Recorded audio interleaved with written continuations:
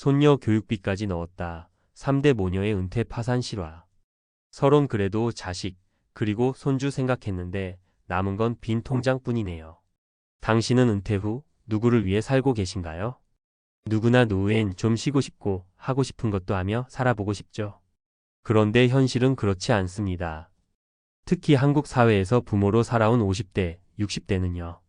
자식 다 키워놨다 싶으면 손주까지 챙기게 되거든요. 내가 은퇴를 했는데도 여전히 가족 부양의 중심에 있는 겁니다. 누구는 딸 대신 손녀 어린이집 픽업까지 맡고, 누구는 사위 월급이 적다며 손녀 교육비까지 도와주고, 그러다 본인 생활비도 없어서 신용카드 돌려막기에 빠지는 경우도 있어요. 아휴, 내가 이렇게 살려고 은퇴한 건 아닌데. 이런 말 진짜 많이들 하시죠? 오늘은 바로 이런 3대 모녀의 은퇴 파산 사례를 통해 왜 지금 우리가 은퇴 준비를 새롭게 바라봐야 하는지, 그리고 무엇을 꼭 지켜야 하는지 함께 이야기 나눠볼게요. 1. 딸과 손녀를 다 떠안은 60세 정 여사님의 이야기. 정 여사님은 60세로 2년 전 병원에서 조기 퇴직했습니다. 퇴직금은 1억 2천만 원 정도 나왔죠. 처음엔 남편과 함께 제주도 여행도 가고 여유를 즐겼대요. 그런데 문제는 딸 부부였습니다.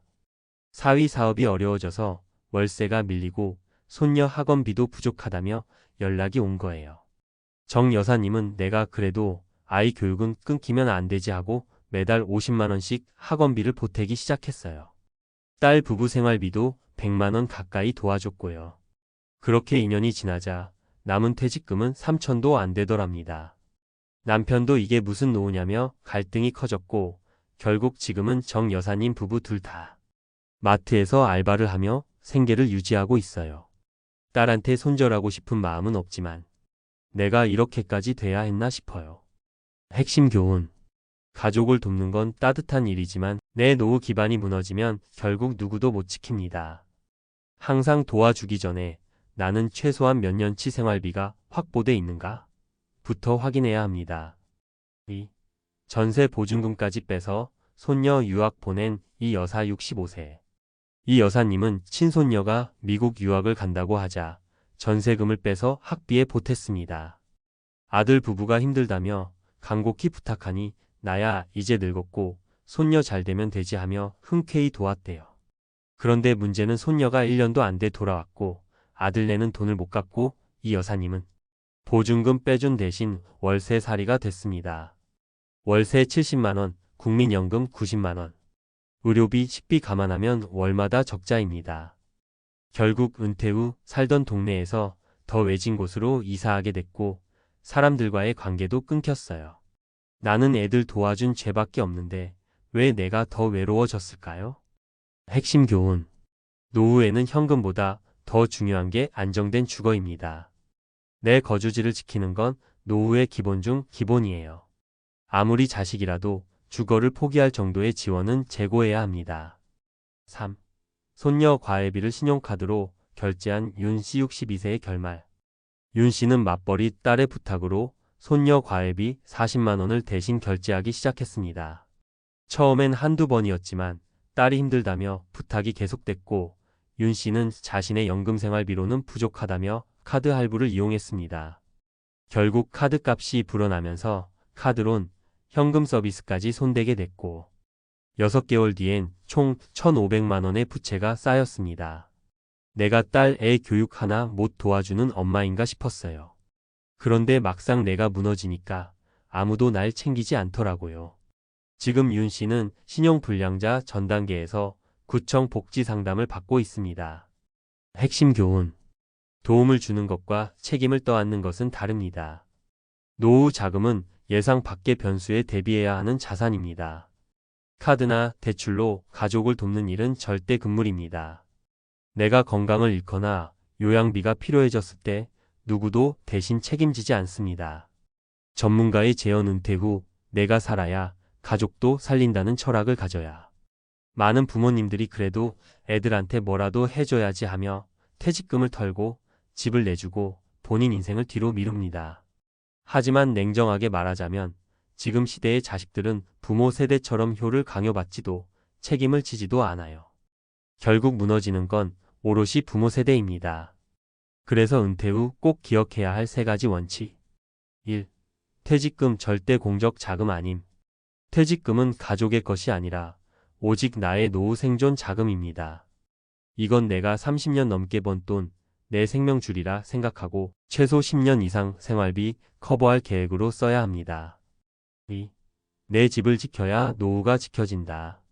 전세금, 집담보대출, 보증금 지원 등은 신중히 고려해야 합니다. 거주 안정성이 무너지면 건강, 관계, 자존감 모두 무너집니다. 3. 무리한 가족 지원은 결국 나도, 가족도 망친다. 지금 당장은 고마워하겠지만 시간이 지나면 당연해지고 상황이 안 좋아지면 오히려 원망의 대상이 되기도 합니다. 정서적 지지는 하되 금전적 경계선은 확실히 그어야 합니다. 결론. 손녀 교육비까지 넣었는데 은퇴 후 내 삶이 무너졌다면 그건 가족 때문이 아니라 경계선을 못 그은 나 때문일지도 모릅니다. 이제라도 내 삶의 중심을 되찾으세요. 도움은 하되 내 삶이 흔들리지 않는 선에서만. 그게 진짜 가족을 위한 길입니다. 전문가 칼럼.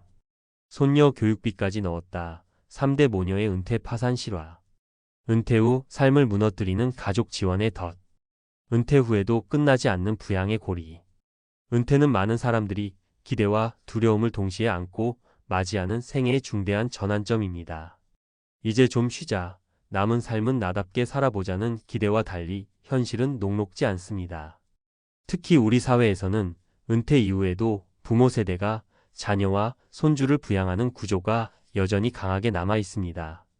자녀 세대의 경제적 자립이 늦어지거나 실패할 경우 은퇴자들이 자녀의 생활비, 손주의 교육비, 주거, 자금까지 책임지는 상황이 반복되고 있습니다. 이러한 구조는 결국 은퇴자의 노후 안정성을 심각하게 훼손합니다. 실제 사례를 통해 본 은퇴 파산의 원인.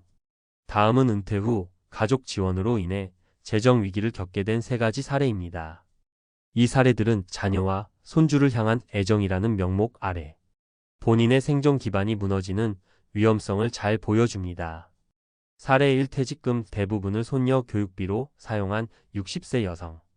정 씨는 퇴직 후 1억 2천만 원의 퇴직금을 받았지만 딸의 어려운 가정 형편과 손녀의 학원비 지원 요청을 외면하지 못했습니다.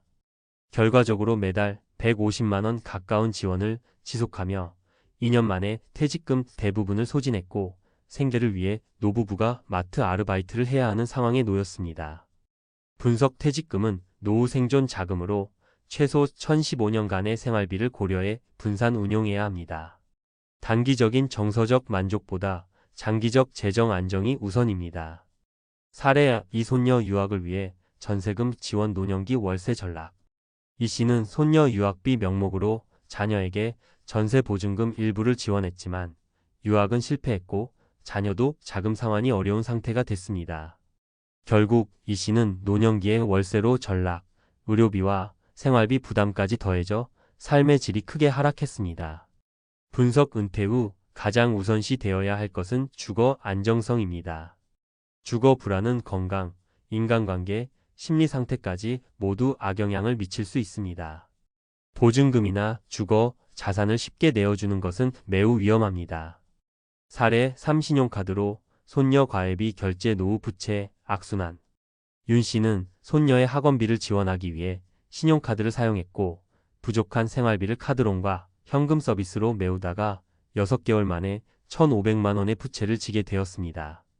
현재는 구청 복지 지원을 신청하며 신용불량 위기에 처해 있습니다. 분석. 은퇴 후 고정소득이 줄어드는 시점에 신용카드나 부채를 활용한 지원은 치명적입니다. 은퇴자의 경우 금융 보건력 소득으로 빚을 감당할 수 있는 능력이 낮기 때문에 카드 사용은 반드시 통제되어야 합니다. 전문가가 권하는 은퇴자 재정관리 3원칙. 1. 내 노후는 누구도 대신 책임져 주지 않는다. 자녀도 손주도 결국 각자의 인생을 살아가야 합니다.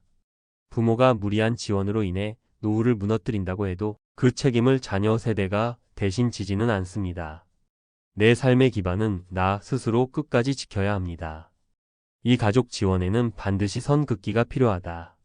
재정적인 경계는 정서적 거리와는 다릅니다.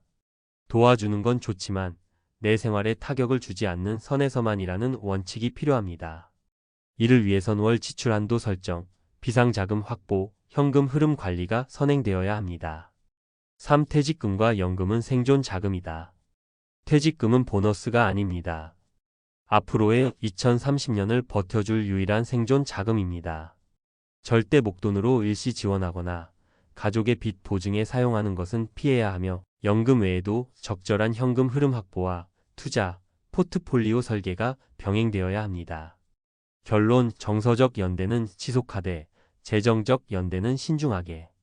은퇴 후 자녀와 손주를 돕고 싶은 마음은 너무도 자연스럽습니다. 그러나 감정과 재정은 별개의 문제입니다. 재정적 희생을 감당한 끝에 남는 것이 파산과 외로움이라면 그 희생은 누구도 이롭게 하지 못합니다. 핵심 정리. 구분해야 할 일, 절대 피해야 할 일. 퇴직금 활용 생활비, 건강비, 안정적 투자 자녀 지원, 손주 교육비 일괄 지원. 가족 지원 한도 내에서 계약 조건 설정 무기한 생활비 지원, 주거 포기. 주거 문제 본인 명의 유지, 최소 이사 전세금 양도, 월세 전락. 금융 이용 비상자금 중심의 예금 활용 카드론, 현금 서비스, 연대 보증. 퇴직 후 가장 먼저 준비해야 할 것은 나의 삶을 지키는 법입니다. 사랑은 희생이 아니라 균형 있는 책임과 선긋기에서 출발해야 합니다. 자녀와 손주를 진심으로 위한다면 그들을 위해 무너지지 않는 나를 지키는 것이 최우선입니다.